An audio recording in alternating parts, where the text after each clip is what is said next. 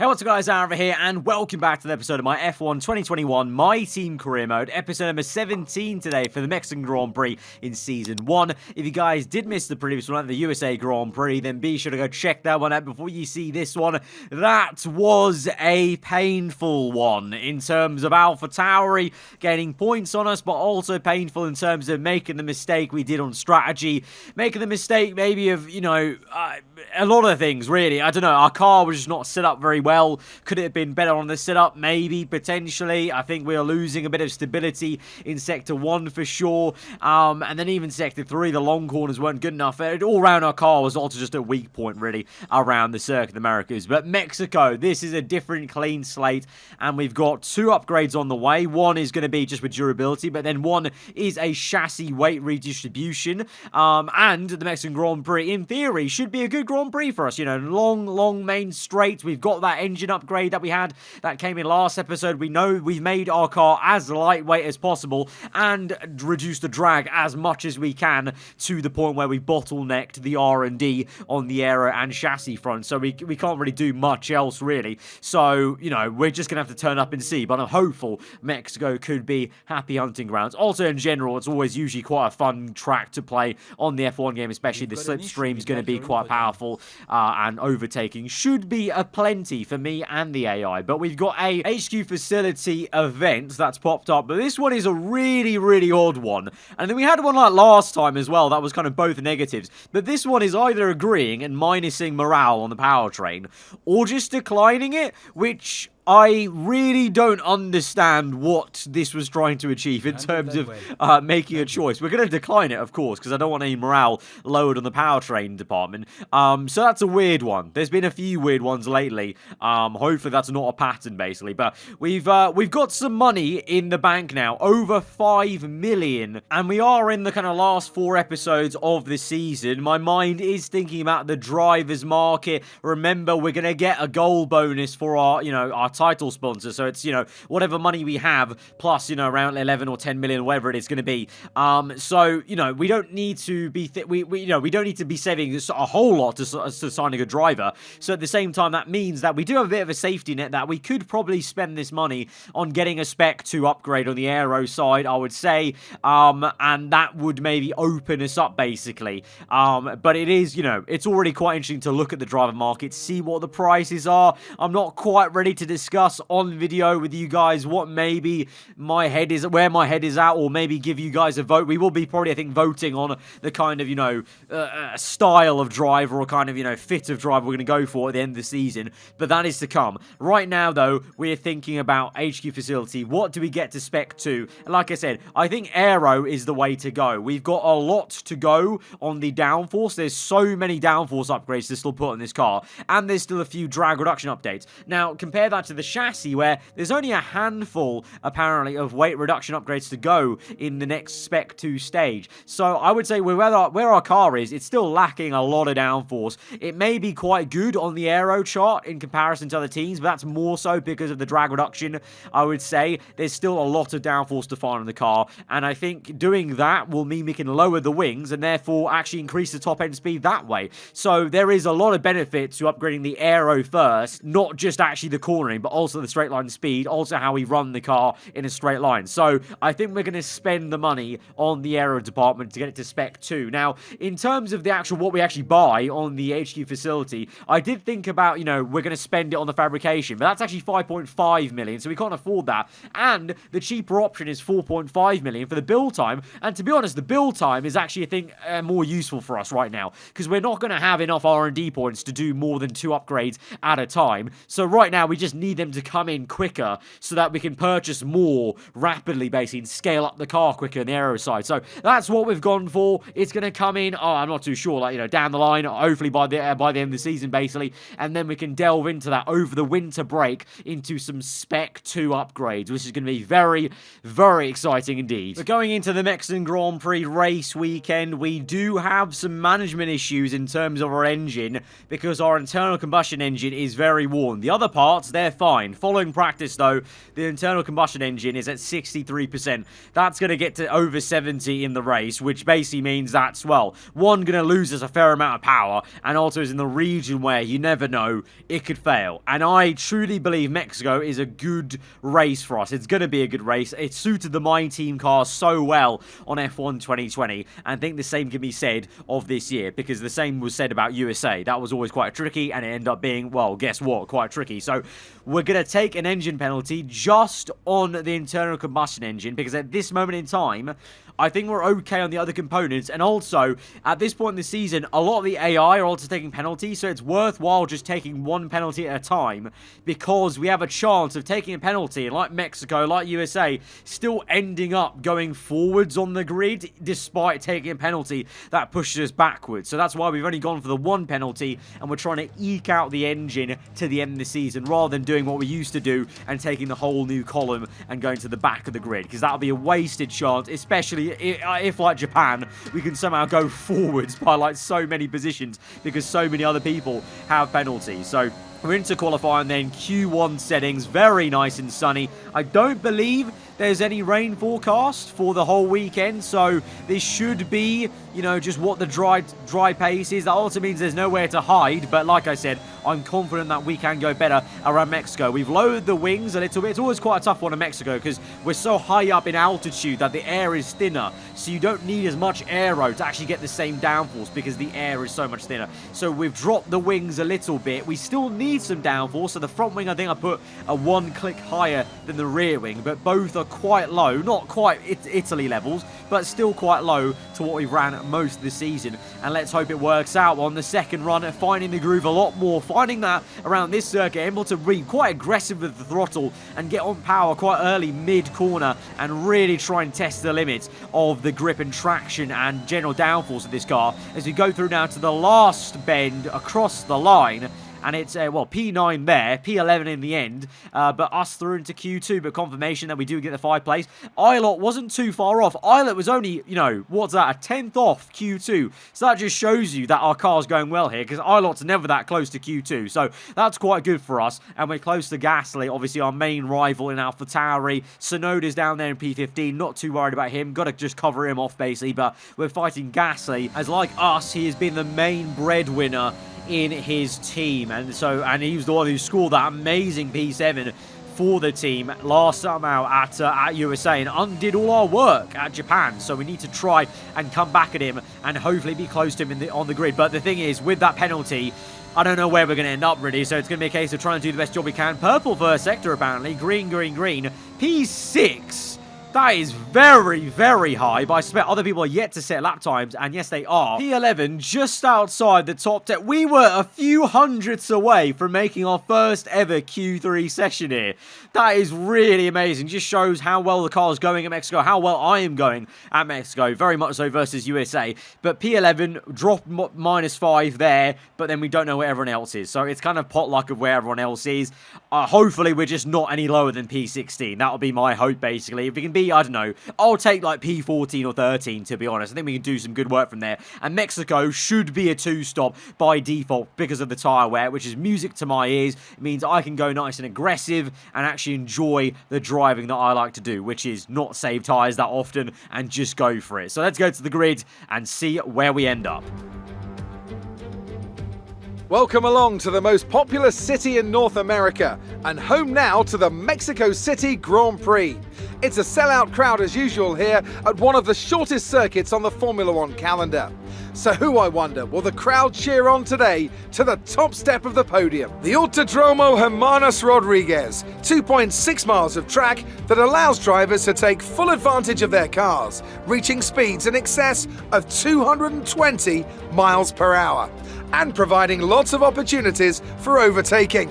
The circuit features 17 corners, 10 to the right and the remaining 7 going to the left. And as always, a man with plenty of racing experience joins me in the commentary box. Today it's Anthony Davidson. Tell me, Ant, you're no stranger to surviving the melee of turn 1. So how do you keep out of trouble when there's so much going on around you? There are 3 main things to worry about there, Crofty: positioning, awareness and discipline. First, you have to put your car in a bit of space and make sure you have room to react to what the others are doing.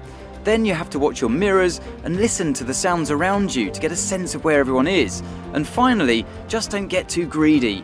Just because a gap exists doesn't always mean you should go for it. Before we begin, let's take a quick look at the grid lineup for today's race. Lewis Hamilton lines up on pole position, and Valtteri Bottas will line up alongside. Looking down the rest of the grid, we have Perez, Verstappen, Sebastian Vettel and Ricciardo. They've taken a grid penalty. Sainz, Stroll, Gasly and Fernando Alonso. Norris, Raikkonen, the owner driver and Islet. Leclerc, they'll be starting further back after an earlier grid penalty. Giovinazzi, Nicholas Latifi and Esteban Ocon.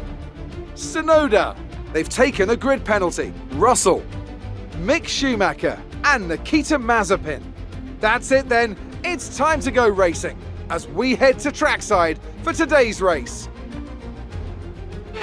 Okay, so P13, not that bad. We didn't go forwards, but we didn't go backwards as far as I thought we would. And like I said, I was hoping for, I would settle for P13 and 14. We're actually on the same row as our teammate Callum Ilott, because he's been catapulted forwards with so many other people around us with penalties. So from P13, we've got a good chance. The selected strategy for us by default was the 2-stop. So even my engineers think we should do the 2-stop. I think we should do the 2-stop. But if I've learned anything from last year's game, we're going to reduce the lap count for the first stint to 10 laps, do a longer stint on the second set of soft tyres, and then go to the mediums. I did think about swapping the medium to softs, but after USA, just got a bit of PTSD from the yellow wall tyre, so we're going to make sure we just go soft, and then we'll deal with whatever the hell the medium tyre is around this circuit. But definitely do not like the look of that top strategy, medium to hards. What we tried to do at USA, definitely not the vibe around here in Mexico, especially because I think we have a good race car. I think we can go well. I enjoy Mexico, and I'm raring to go. So let's just get into this as we go to 5 red lights to round number 17 of the season. The Mexican Grand Prix is on the way, and 2-time race winner Lando Norris ahead of us on the grid. A bit of a slow start for him, but look, oh my word, what an absolute blinding start from Callum Ilott, our teammate, on the inside P12. We're going to try and get across Charles Leclerc and go to the outside line because we know we can maybe gain some positions. Carbon fibre flying about. Raikkonen's lost a bit of his end plate there, I saw on the right hand side, bottom right of the screen. Callum Ilott, he's been squeezed out by Norris. We're going to get a good jump on him. ERS toe to toe with our teammate. Not often I've been that surprised by our teammate, but he really has surprised me there. I don't know what launch he got. I thought I got a pretty decent start versus Lando, but then Ilott got a mega one. But look at the way Norris is trying to carve his way through. You can tell the McLaren is a little bit of a better car. He's trying to pounce on Sainz, the two former McLaren teammates going toe to toe. Oh, look how close that is. The wobble on the front end for the McLaren, and Sainz tucks in, but we've got the speed. I think we can get Sainz. He's a bit vulnerable here, and we get a great exit using plenty of ERS. Dive down the inside, very aggressive, drifting the car through in third gear, and we managed to get it into the stadium section, up into P11, and now we can do some business, because surely Norris will be looking to slice through the next few cars. Alonso, you've got the Aston Martin, I think, of either Stroll or Vettel, and the other one is up the road, it's Stroll. You would think Norris would be able to overtake these guys, but lap number 4, and we're staring at the back of this train, just kind of waiting and biding our time, waiting for the right chance to pounce when Norris makes his move, but he's not. And on lap 5, I'm getting impatient, because it's that same thing when we overtook Perez a couple of races ago. Why wait for the faster car, in quotation marks, if he's not making the overtake? Let's have some aggression here. We're going to go down the inside of the McLaren,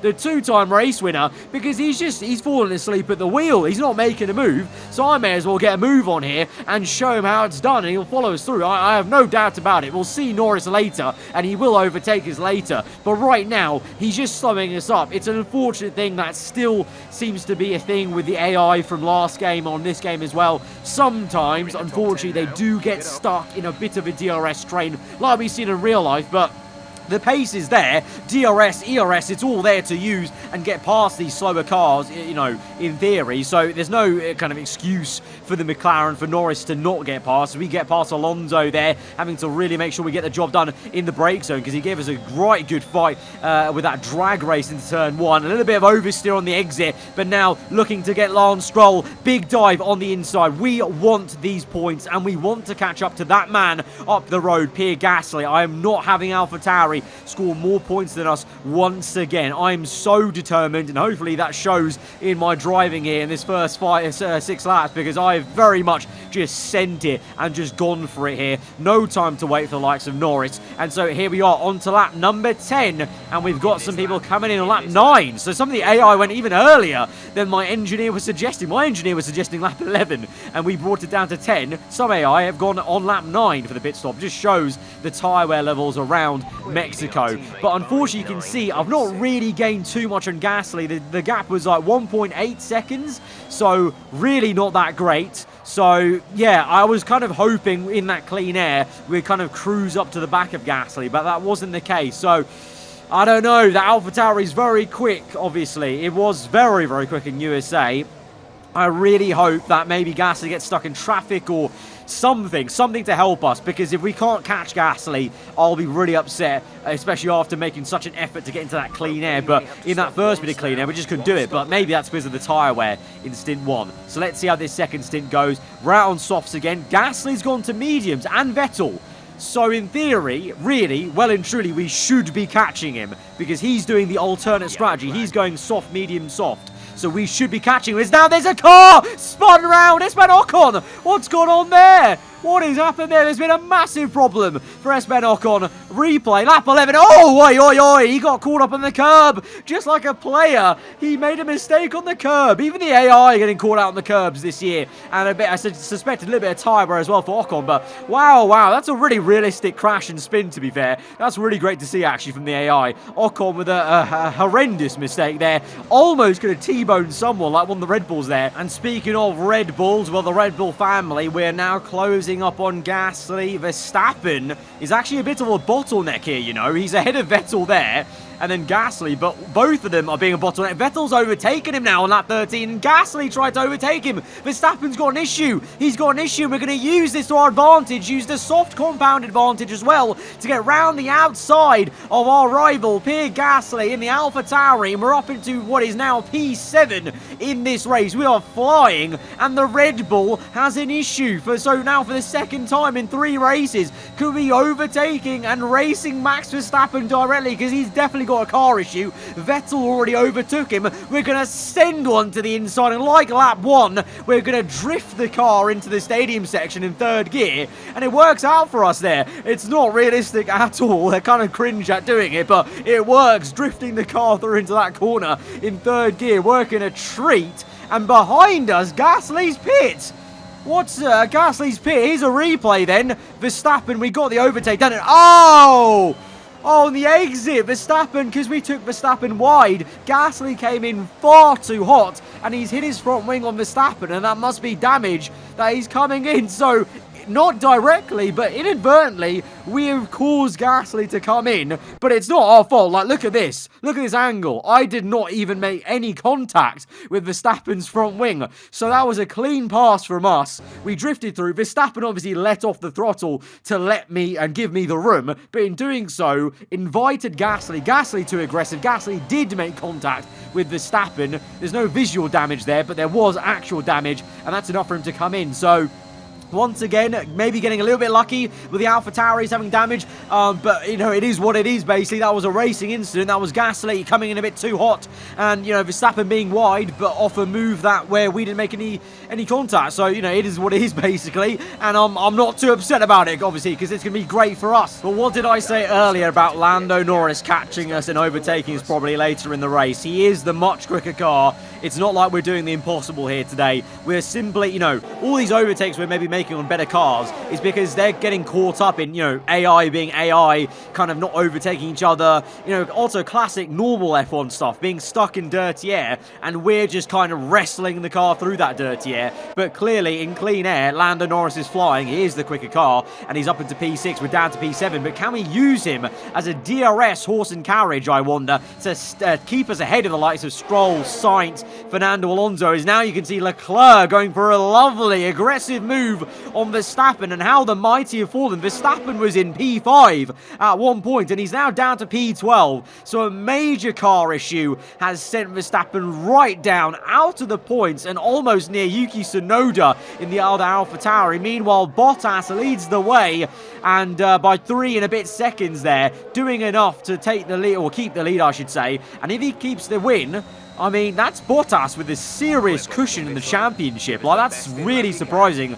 I said it before, we really are creating an alternate F1 universe where Bottas is the lead man and the man doing the business in Mercedes as Hamilton comes out then from his second stop. We've been using Norris, like I said, as a DRS horse and carriage, and it's worked. We have not lost any time to the cars behind us, Alonso, Sainz, Stroll, and we've been within 1 second of Lando, and we just kept getting DRS. As much as obviously I was losing time in sectors 2 and the end of 3, all of Sector 1 being the straight, I was just gaining time in those 2 DRS zones and pulling right back up to him. So not complaining has really helped us out. So we're now in for the second pit stop, then on to the mediums. We've stretched the soft tyre for even longer to lap 23. So we're only on this tyre set for 13 laps really. So, you know, 1 or 2 more than we've done on the soft. So this should well and truly be fine to the end. It's a 1.9 pit stop, and we come in the middle of the Aston Martin. Not like that. We come in there, we go into the middle of the Aston Martin car. If there was no ghosting, that would have been a horrendous crash. But what a pit stop from our pit crew. 1.9, and that's motivated me. Vettel's right there. We could have got him. We should have maybe jumped him in the pits, and he's still there. If we can stay within 1 second, we might have a chance of overtaking him on the next pit straight on lap 24. So let's cut to that. DRS open now. ERS deploying all the way down this straight. Going to let off a little bit, but still trying to use a little dab of overtake mode. And then the big send to the inside again, drifting the car into turn 1 with the kamikaze dive bomb. And we're up into P5 of this Mexican Grand Prix. I don't think we'll end here, but at least we're here right now and we can try and defend as best we can. But we've got a very quick Norris, who, by the way, clearly you can see, he's been jumped by both me and Vettel there. Both of us got an undercut on him. I think Vettel was already ahead of Norris, but I got an undercut on Norris, and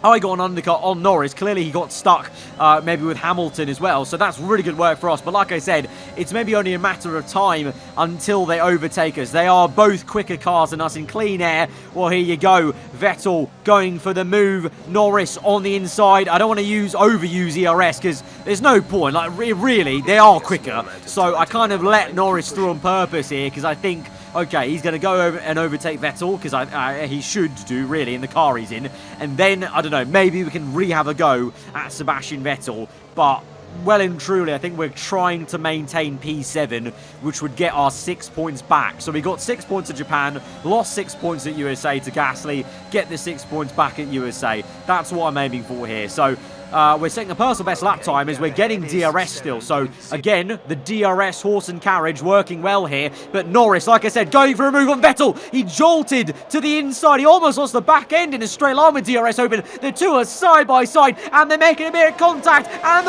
even more contact. They're slow. We could get the overtake on both of them. Here we go. DRS open. It's 3 wide. McLaren v Aston v us. Round the outside. Sainz is involved. And we go darting round and put our faith in Norris to not turn in on us or not to pinch us in at the next apex, and we get it done round the outside. And now look at Sainz and Norris go. Once again, the two old teammates collide and bang tyres and into the S section. Look how much time they're losing to us. This is amazing. We've gained like a second or 2 seconds in one sector because of Norris and Sainz fighting this much. This may just give us a chance, a small chance of getting more than P7. I don't know about P5 because I do think Norris will catch us, and well, here you go. Lap 30, Norris is going to catch us, but I think we could get P6. I think Sainz and Vettel battle too much. I think look at the minimap. I think Vettel's shot his tyres maybe, fighting everyone. So if we just stay in the DRS of Norris, we can do this, and we do that up until the last lap of the Grand Prix. Was working well for us, but now we've broken DRS, or Norris has, as he's too quick for us, and Vettel is closing up, and look at the closing speed. We've not got too much ERS to use. Obviously, he's got DRS. He's overtaking Sainz, so his tyres weren't shot. He just had to recompose himself. But onto the second bite of the cherry, he might have a good chance here, but a little bit slow through that corner. Took a bit too much curb, using ERS again, but we don't have too much to use, and we need to save some for the end of the lap, and Vettel's going to go for the dive with DRS on the outside. Red proximity, he's fully alongside us, and we have to make sure we get to the next apex and shut that move off, and we are just going to survive, just in P6. Valtteri Bottas wins the Mexican Grand Prix and extends his lead in the championship. And I believe with that, though, the Mercedes team may have just sealed out the Constructors' Championship with that, but we come home in a fabulous P6 at the Mexican Grand Prix. A really hard-fought one, some clever driving, using quicker cars to pull us along with DRS, and to be fair, also a bit of luck with the Ferrari, Verstappen getting in the mud and whatnot. You need some luck there, and we've come home with the goods. Not just victory today then, but the championship as well. What a spectacular season they've had. Congratulations to the whole team. Anthony Davidson, how do you think they were able to set themselves apart today? I think a large part of the result comes down to temperament. They were able to keep their heads when everyone around them was losing theirs, and that's allowed them to get the best out of the car, to maximise the strategy, and to stay out of trouble. Mercedes are on top form once again after an excellent race weekend. It's great to see them up on that podium once again. I don't know what's happening here, guys. Bottas is well and truly eating his porridge or something in this career mode series. He is winning, he's leading the championship, and he's leading by a lot. Well, a lot in career mode terms, basically. And I don't like it. I don't like the vibe. This is very strange if we have to watch Bottas win the first ever championship of this career mode. That'll just be very, very odd.